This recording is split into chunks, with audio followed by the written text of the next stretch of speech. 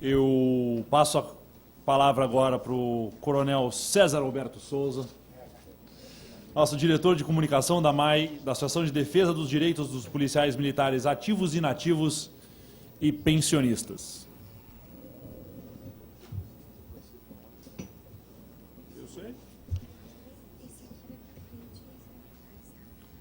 Obrigado. Primeiro, agradecer imensamente esta oportunidade, agradecer ao deputado Requião Filho por trazer luzes a este debate, ao coronel Irineu Osiris Cunha, que me antecedeu na fala com muita profundidade, fica até difícil, após duas autoridades terem já se manifestado, e talvez alguma coisa que venha a ser repetitiva, mas vamos fazê-la. Doutor Davi Pinto de Almeida, nosso juiz auditor, nosso guardião, e lembro aqui que, ao contrário dos demais, é a segunda vez que eu venho para uma audiência pública. A primeira nossa foi em 2008, aqui o coronel Eliseu Ferraz Forquim, quando nós iniciamos uma cruzada pelo subsídio. Naquela época também se acreditava que o subsídio não era matéria para os militares, que a vida do militar era feita de soldo e penduricalhos. E, ao longo do processo legislativo, nós provamos que nós somos integrantes do CAPT, do capítulo da Segurança Pública, do 144, e somos, sim, merecedores do subsídio, e assim estamos recebendo hoje. Agradecer ao coronel Isaías de Farias, nosso presidente da Associação dos Oficiais, sargento Aurélio Fontana Neto, um guerreiro, presidente da APRA, e faço aqui um destaque à Vanessa Fontana, professora, nossa companheira, ideóloga nestas lutas pelos direitos humanos, doutor Eurolino Sequinel Reis, vice-presidente da Comissão de Direito Militar da OAB, representando o nosso amigo doutor Jefferson de Paula. Muito obrigado pela presença, que com certeza enriquece. E também, em 1994, nós fizemos o curso de Polícia Judiciária Militar, e naquele ano a gente escreveu que existia uma coisa chamada direito militar. E todo mundo caiu de pau. Não existe. Existe um direito penal militar e um direito administrativo disciplinar aplicado aos militares. Hoje é uma realidade, assim como na Argentina, a existência do direito militar, que se consagra principalmente pela emenda 45, que dá ao doutor Davi os poderes civis e militares. Ele tanto julga o processo penal, como também exerce a correição sobre os atos disciplinares e as punições militares. Destaco a presença do coronel Eliseu Ferraz Forquim, presidente da AMAI, Associação de Defesa dos Policiais Militares Ativos, Inativos e Pensionistas, aqui presente. Coronel Hélio, chefe do gabinete militar desta casa. A doutora Daniele Rocha, da Comissão de Direitos Humanos da OAB. Todos os amigos aqui presentes, alguns que nós já tivemos ocasião de participar, representando associações minoritárias. E, num breve espaço, vamos aqui conversar com vocês sobre o que nós estamos fazendo nessa comissão paritária para a melhoria da legislação da Polícia Militar. Eu concordo muito com o doutor Davi, que nós temos diferenças. Eu acredito que as nossas diferenças não são tanto em termos de direitos. Eu acho que somos humanos, temos todos os direitos e podemos fazer valer, inclusive, com o momento de pedirmos a nossa exclusão da corporação e seguirmos a vida. Mas nós temos uma diferença fundamental, que são nos deveres. Eu acho que essa é a característica dos militares. Militar significa dedicar a vida a uma causa. Os militares federais defendem a nação contra os inimigos externos e nós, os militares estaduais, defendemos contra os inimigos externos e internos e atuamos muito mais na garantia da vida, da preservação da ordem e dos direitos humanos fundamentais. Meu amigo Ricardo Brizola Balestreri, que já chegou a secretário nacional de Segurança Pública, escreveu um livro chamado Direitos Humanos, Coisa de Polícia. Porque, realmente, quem garante os direitos humanos é a polícia. Na favela, nos locais onde o Estado tem dificuldade de chegar, onde a saúde, às vezes, é precária, a polícia está presente. Muitas vezes, fazendo parto, eu tive um motorista que era padrinho de 14 crianças ali naquela região. Eu fui comandante do 13º, vocês sabem que é a região mais pobre da cidade de Curitiba. Então, vejam quantas vezes ele esteve lá presente nos momentos mais felizes e trazendo, ajudando aquelas mães a dar à luz. Também, só quero fazer uma correção ao amigo Coronel Irineu Osiris Cunha, na questão da Lei 7339. Na verdade, trata-se do Decreto Estadual 7339 de 2010. É um decreto. Eu sei bem, porque eu tive que ler muito ele, e lá está escrito que o secretário de Estado da Segurança Pública não é autoridade com poderes disciplinares. O secretário de Estado da Segurança Pública não pode punir ninguém, portanto, também não vai poder anular. E o que é muito bom, porque a autoridade política não pode se confundir com a autoridade disciplinar.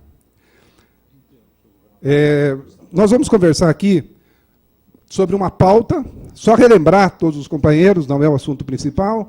Vamos falar da comissão paritária que está dando vida a essa pauta, breves apontamentos sobre o regulamento disciplinar do Exército, com a permissão do coronel Osiris Cunha, que é um douto, um jurisconsulto, foi chefe do nosso Serviço de Justiça e Disciplina, tem obras publicadas, foi nosso professor em algumas oportunidades, e considerações finais.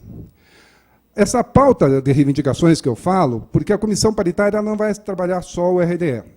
Ela surgiu lá em 2014, junto do que nós chamamos de Fórum das Entidades. E quando nós construímos a pauta, não é, Fontana? Tinha 19 entidades. A APRA fazia parte dessa construção. Todos nós vamos trabalhar nessa construção, e esse é o nosso norte. É isso que nós buscamos sempre. Então, primeiro, o nosso subsídio, que precisa ter um escalonamento isonômico, precisamos de equiparação com a Polícia Civil, vamos cobrar. Isto, pense no âmbito de 2014. Não importava quem fosse o governador, nós cobraríamos. Estivemos na casa do senador Roberto Requião e ele concordou com essa pauta. Tá? O pagamento imediato das progressões, parcela transitória de ensino, auxílio remoção, o preenchimento das vagas em aberto, as promoções, as paridades entre os ativos e inativos que cumpriram o mesmo tempo de serviço, as nossas condições de trabalho, a nossa carga horária, em situação de normalidade, ela deve ser de 40 horas. Em situação, eu já fiquei 23 dias direto fazendo reintegrações de posse quando fui subcomandante da Companhia de Polícia de Choque. Então, é uma situação anormal, mas em situação de normalidade, queremos o respeito de 40 horas. O vale ou a indenização de alimentação, que não está sendo atribuído aos militares estaduais, e isto foi uma coisa que eu lutei muito quando fui coordenador das unidades Paraná Seguro, porque eu tinha o recurso orçamentário, a vontade do governador, e não conseguimos implantar por falta de previsão legislativa. Então, por que é importante esse vale alimentação na mão do soldado, que está lá na rua trabalhando? Porque aquilo vai fomentar o comércio local, ele não vai precisar se deslocar até o quartel para poder alimentar e retornar, e não vai precisar mendigar em lugar nenhum um prato de comida, porque ele é um servidor do Estado e não um mendigo. Então, essas coisas são importantes. Trabalhar o processo administrativo, está muito correto o coronel Osiris, quando ele diz que o RDE não é ruim. A aplicação que está sendo feita dele é que é muito ruim. Tá? O Código Disciplinar próprio, e depois eu vou explicar por que nós temos que ter o nosso próprio, primeiro, na minha opinião, porque nós temos capacidade para fazer, questão do nosso uniforme, a questão da indenização por comando de destacamento. Tem 300 cidades que o comandante de destacamento é a única e a maior autoridade presente. Tá? Lá não tem juiz, lá não tem promotor, lá não tem delegado, mas o sargento está lá. Só que ele não ganha indenização por comando, ele merece. A nossa saúde, que também já foi implantada uma comissão específica para ser resolvida, o problema da saúde na corporação é muito grave, mas não é um problema que a gente vai tratar hoje. Hoje eu vou falar para vocês que existe uma comissão paritária, está aqui uma foto, todos nós trabalhamos, ela foi instituída por uma resolução conjunta do secretário de Estado da Segurança Pública e pela secretária de Estado de Administração. Ela é composta por um representante de cada uma das secretarias, mais a Polícia Militar, mais a AMAI, e mais o Fórum de Entidades, que inclusive o coordenador do Fórum, Cabo Laudemir Dota, é um dos integrantes. E a AMAI, embora ela tenha mais de 20 mil associados, represente seus ativos, inativos e pensionistas, ela prima pela representação universal. Por isso, no Fórum das Entidades, estão aí as 19 ou 18 associações minoritárias sempre representadas. Sempre que há qualquer entidade presente, seja a Associação de Subtenentes Sargentos, que vejo aqui o Fogaça presente, seja o PCB, seja aqui o Aleixo, que também está presente, qualquer um pode encaminhar ao coordenador do fórum, e isto será discutido nessa comissão paritária, todos os assuntos que estão sendo tratados. Nós vamos tratar, nessa comissão, dos processos disciplinares, e houve uma hierarquia. Primeiro a gente vai trabalhar com o processo disciplinar, porque, infelizmente, era onde estava acontecendo a maior parte do mau uso do regulamento disciplinar. E o processo disciplinar ele é expulsório. Temos aí, desde que entrou em vigor a Lei de Processos Disciplinares, 240 militares estaduais foram excluídos da corporação. E será que todos eles tiveram tudo aquilo que o RDE prevê? Alguns aí, casos, e aí vamos falar do ADL, que, na nossa opinião, ele era um absurdo, porque ele era feito por uma pessoa só, ele mesmo, e aquela pessoa decidia a vida de um trabalhador, de um pai de família, ou seja, ele não tinha uma comissão, como é o caso do Conselho de Disciplina. Então, os processos disciplinares, o nosso subsídio correto, o desenvolvimento da carreira, e isso exige priorização e, é claro, muita responsabilidade dos trabalhos dessa comissão, que é presidida pelo Major Paulo Semer, um daqueles meninos prodígio, garoto jovem. Conheço ele do dia que ele passou no curso de Direito, junto com o irmão dele, Wilson Luiz Semer, que são gêmeos, e, ao longo da carreira, tiveram trabalhos brilhantes, e, recentemente, o Paulo foi corregedor adjunto, onde ele fez um dos trabalhos muito bons na Polícia Militar e vem apresentando a todas as corporações esse diagnóstico. E traz, então, ele está presidindo essa comissão, que é composta paritariamente por nós, associações, e pelo Estado, representado pela Polícia Militar. O Código Disciplinar da Polícia Militar. Vamos falar de nossos primeiros antecedentes. Em 1976, a Lei 6774, ela definia em seu artigo 71 o regulamento disciplinar da Polícia Militar do Estado do Paraná, em vigor, em 1976. E, logo em seguida, a nossa PM1, os coronéis aqui, os mais antigos lembram, organizou, fez um anteprojeto, mas ele não vingou, e assim foi. Em 2010, a Lei de Organização Básica foi modificada, e ela coloca que o julgamento das faltas disciplinares cometidas por militar estadual far-se-á na forma do regulamento disciplinar em vigor na Polícia Militar do Estado do Paraná. Entre estes dois documentos, há um habeas corpus que foi aceito na Auditoria de Justiça Militar Estadual, anterior à sua chegada, mas que justamente contestava, tinha por base esse artigo 71, que é a Lei de Organização Básica, e dentro da hierarquia das leis, a lei está acima de um decreto, falando só formalmente. Uma lei que passou aqui pelos deputados, foi discutida, aprovada, sancionada pelo governador, ela era revogada por um decreto, que o RISG é um decreto. O anterior, de 1º de dezembro de 49, era decreto, o atual, de 2010, é um decreto. Então, esse aspecto formal é que está sendo atacado. Vem a questão da inconstitucionalidade do RDE.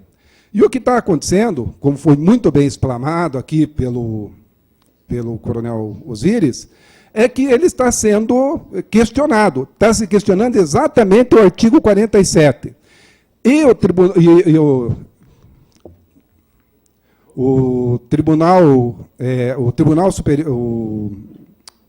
o Supremo Tribunal dará repercussão geral neste julgamento. O ministro Dias Toffoli, portanto, a qualquer momento, teremos ou o fenômeno da repristinação ou teremos o fenômeno de ter que fazer um novo. Os deputados Jorginho de Mello e subtenente Gonzaga, eles estabeleceram aí, tiveram a iniciativa do projeto de lei 148, que proíbe a prisão como forma de punição disciplinar dos militares estaduais.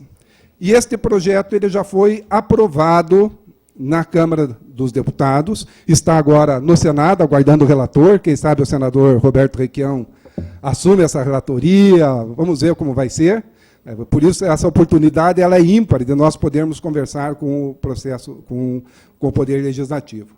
E os princípios do regulamento disciplinar, eles devem ser a dignidade da pessoa humana, a legalidade, a presunção da inocência, o devido processo legal, contraditório e ampla defesa, razoabilidade e proporcionalidade e a vedação de medida privativa e restritiva de liberdade em âmbito disciplinar.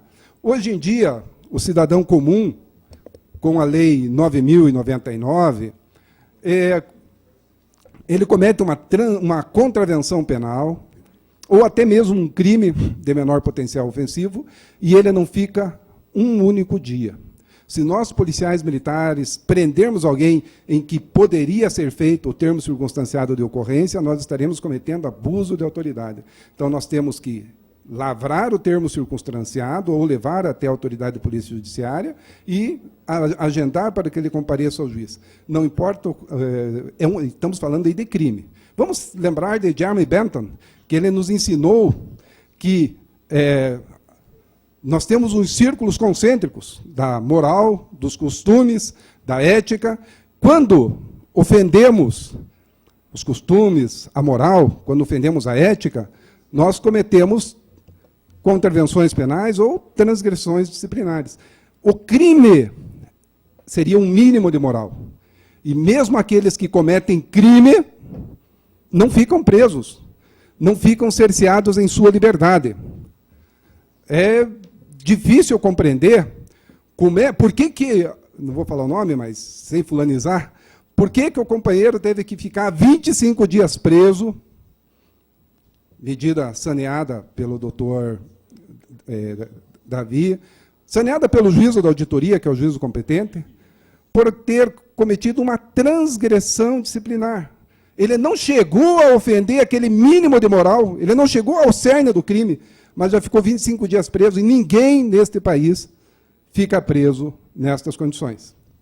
Há uma considerável diferença entre a missão das Forças Armadas e a nossa missão. A formação, a formação do nosso Exército, a maneira como nós montamos as nossas Forças Armadas, o Brasil optou porque todos nós somos reservistas. Todos. Primeira, segunda ou terceira categoria. Todos. Inclusive, a senadora Vanessa Graziotin está apresentando um projeto para que as mulheres venham a servir, porque elas são reservistas, poderão ser convocadas, então que elas venham a ter o treinamento. Então, o militar federal, normalmente, vai passar 9 meses conscrito, se ele for soldado, até 5 anos, se ele for sargento ou tenente da reserva, e somente aqueles da AMAN e da ESA é que serão profissionais que passarão a vida toda. Nós, desde o primeiro posto, desde a primeira graduação, é uma vida dedicada. O policial militar, como soldado, ele depende de alimentar sua família, educar seus filhos. E qual a justificativa para um pai de família chegou atrasado, não fez continência, ficar sem poder vir para casa, sem poder participar do aniversário do seu filho, sem poder participar das festas com sua mãe? Então, por estes princípios, já a Câmara dos Deputados, que representa a nós brasileiros pelo nosso voto direto, pede que isso seja mudado, exige que isso seja mudado. Depende agora do Senado fazer emendas ou não, mas o projeto de lei complementar está já em vigor. Ele também segue uma recomendação do Conselho Nacional de Segurança Pública, CONASP, em 2012. Na época que eu estava no Subcomando Geral, eu recebi já essa recomendação, baixei para a PM1 começar a se preparar, tá? Porque O Conselho Nacional, todos, né, que representa aí a sociedade brasileira, a sociedade civil, as polícias militares, civis, guardas, agentes penitenciários, já recomendou que fosse extinta essa pena privativa de liberdade, que nada tem a ver com aquela prevista no Código Penal Militar. Então, se o policial cometer um crime, o presidente do inquérito poderá mantê-lo preso por 30 dias. Mas aí, crime. Claro, dependendo se o juiz vai concordar ou não. Mas se for um crime grave, como realmente às vezes acontece, imediatamente será preso. Mas por transgressão disciplinar, a partir da aprovação, não. E os estados, então, têm 1 ano, a partir da promulgação da lei, ou seja, depois de aprovado no Senado e sancionado, para implementar o Código Disciplinar. E, realmente, nós, na comissão, estamos já analisando, já temos um anteprojeto que foi elaborado pelo advogado Manilson de Albuquerque, aqui presente, que a APRA já tem cópia, todas as associações têm cópia, estamos trabalhando nele, vamos trabalhar devagar, com muita responsabilidade. Também, neste anteprojeto, a gente muda a questão do FATD, que ela é regulado por portaria, para também ser por lei, porque, infelizmente, é no processo que está se perdendo a essência dos nossos códigos disciplinares. O regulamento disciplinar ele é de iniciativa privativa do Executivo.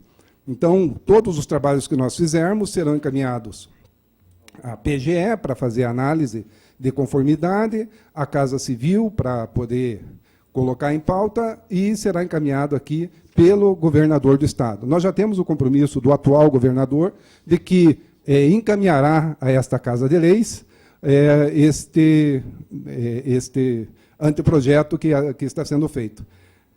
Então, temos que existe o princípio da conformidade.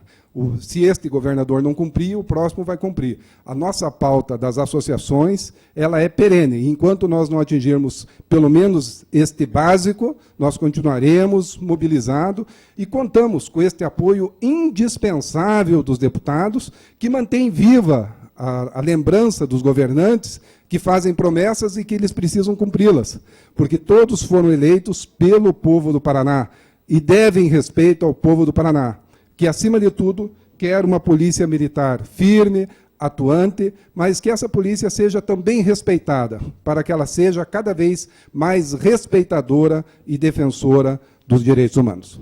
Muito obrigado.